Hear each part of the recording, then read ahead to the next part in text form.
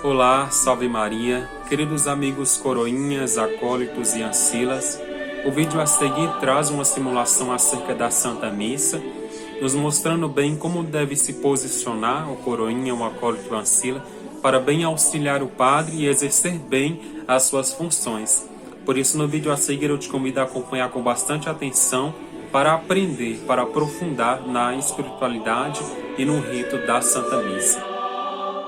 A Santa Missa, ela sempre começa com aquilo que a gente chama de procissão de entrada. Os coroinhas, acólitos, ancilas devem sempre entrar em posição, em ordem e com bastante postura e atenção naquilo que estão fazendo. Tendo chegado em frente ao altar, os coroinhas eles fazem aquilo que nós chamamos de reverência, que é inclinar a cabeça para o altar em sinal de respeito àquilo que é sagrado, que é o altar da Eucaristia.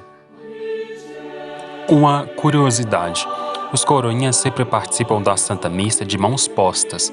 Isso ressalta a importância do espírito de oração com que o coroinha deve participar da Santa Missa. Tendo chegado no presbitério, o padre beija o altar e os acólitos levam um turíbulo para que ele possa incensar o altar. Por isso, enquanto o padre estiver incensando o altar, um acólito deve acompanhá-lo. Se o padre estiver revestido com a casula, o acólito deve segurar as barras de sua casula próximo da mão do padre que está segurando o turíbulo.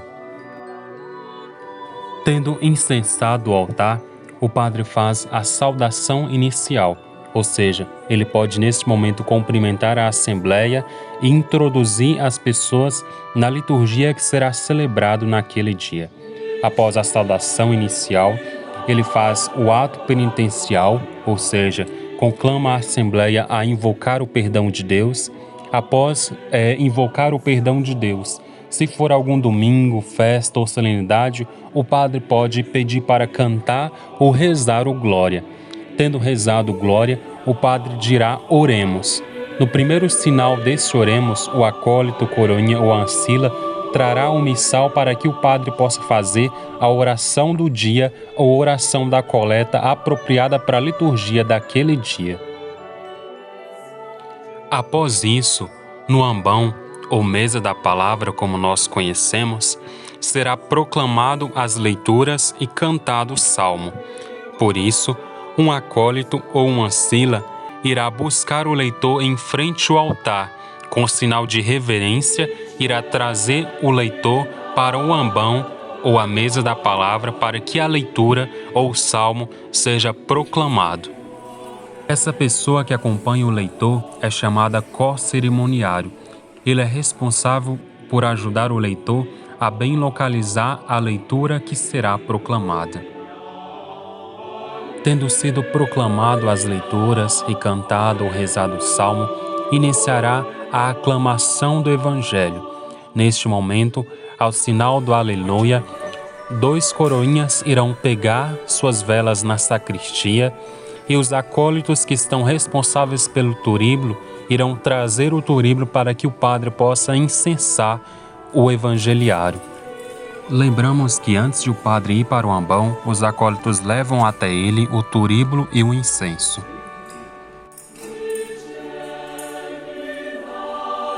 Quando o padre terminar a leitura do Evangelho, ele dirá palavra da salvação.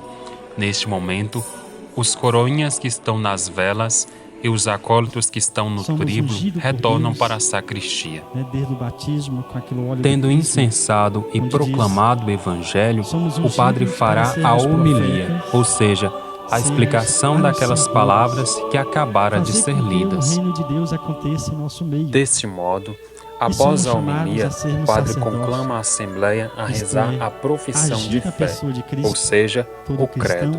Isso se for um domingo, uma festa ou uma solenidade. A pessoa de Cristo aqui nesse mundo. Estou dizendo isto porque o credo somente é obrigatório nos domingos, nas festas ou nas solenidades, não obrigatório em missas semanais, por exemplo. Creio em Deus Pai, assim, tendo rezado a profissão de fé, o padre conclama a Assembleia para que seja apresentado as orações dos fiéis ou da comunidade, ou seja, as preces. Jesus Cristo, Rei do Universo, nós vos Após as louvamos. preces, o padre faz uma oração invocando a Deus que possa ouvir as preces que a ele foram apresentadas. Então, a partir disso, inicia-se o momento do ofertório. Neste momento, os coroinhas vão se dirigir até a credência e pegar os objetos que lá estão para colocar sobre o altar.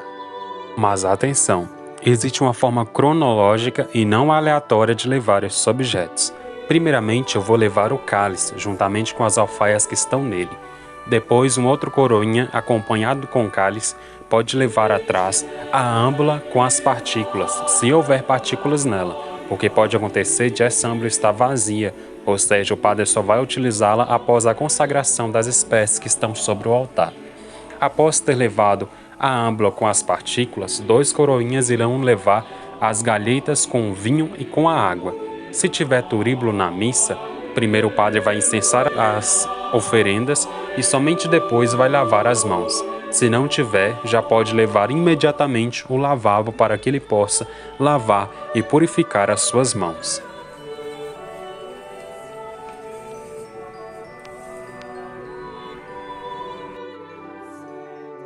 E sobre a sineta, em que momento o coroinha irá tocar?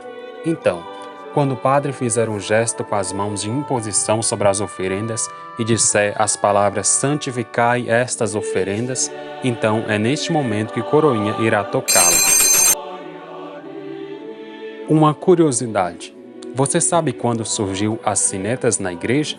As sinetas surgiram quando a igreja ainda celebrava na forma do rito extraordinário, ou a famosa missa tridentina ou missa em latim. Neste rito, o padre celebrava a missa de costas para o povo e em latim, ou seja, muitas pessoas não entendiam o que o padre estava rezando e por isso muitas delas não prestavam atenção. Então, quando chegava a parte principal da missa, ou seja, a parte da consagração, então o coroinha tocava a sineta para que os fiéis pudessem parar de rezar terço, novena e pudessem prestar atenção no que estava sendo celebrado e rezado.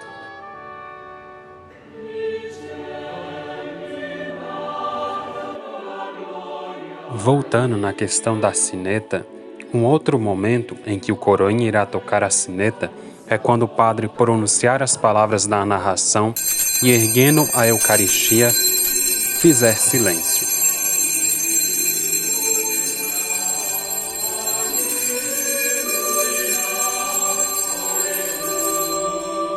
Do mesmo modo, quando o padre pegar o cálice, pronunciar as palavras da narração e, erguendo o cálice, fizer silêncio, aí sim o coroinha tocará novamente a sineta. Mas atenção! Você só tocará a sineta quando o padre erguer as espécies eucarísticas e fizer silêncio, e nunca quando ele estiver falando.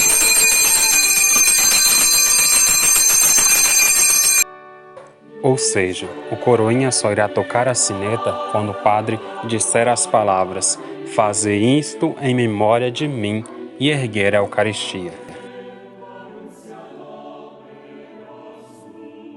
E com relação aos acólitos que estão no turíbulo e na naveta, eles estarão agindo simultaneamente ao momento em que tocar as sinetas, isto é, quando tocar as sinetas nas palavras santificai essas oferendas, então eles já deverão estar ajoelhados de frente ao altar para que possam incensar a Eucaristia. Desse modo, quando o padre pronunciar a narração e levantar a Eucaristia, fazendo silêncio, eles irão incensar o pão eucarístico, que agora é o corpo de Cristo, e o vinho, que é o sangue de Cristo. Então, o padre irá finalizar esse momento dizendo: "Eis o mistério da fé." A Assembleia irá responder, então os acólitos que estavam ajoelhados poderão retornar para os seus lugares.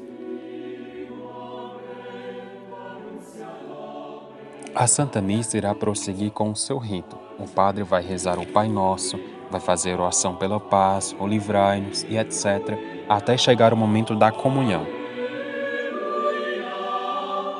Após a comunhão, o padre irá purificar todas aquelas coisas que estavam sobre o altar e organizá-la. Assim, os coroinhas podem ir pegando aos poucos e levando de volta para a credência.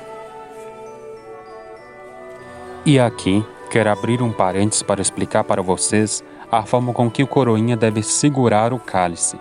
Ele deve segurar com as duas mãos, uma mão na parte superior e outra mão na parte inferior. A sua mão na parte superior deve estar pressionada sobre as alfaias, a fim de que não corra o risco delas caírem quando ele estiver andando com o cálice. Voltando ao rito, após ter organizado tudo, purificado todas as coisas e colocado sobre a credência, o padre provavelmente fará um momento de silêncio no pós-comunhão. Então, após isso, ele fará novamente o Oremos. Então, um acólito irá levar para ele o missal para que ele possa fazer a oração pós-comunhão.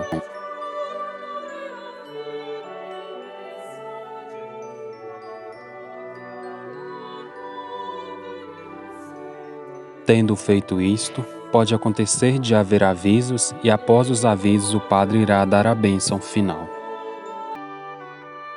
Lembramos que todos devem se inclinar para receber a bênção.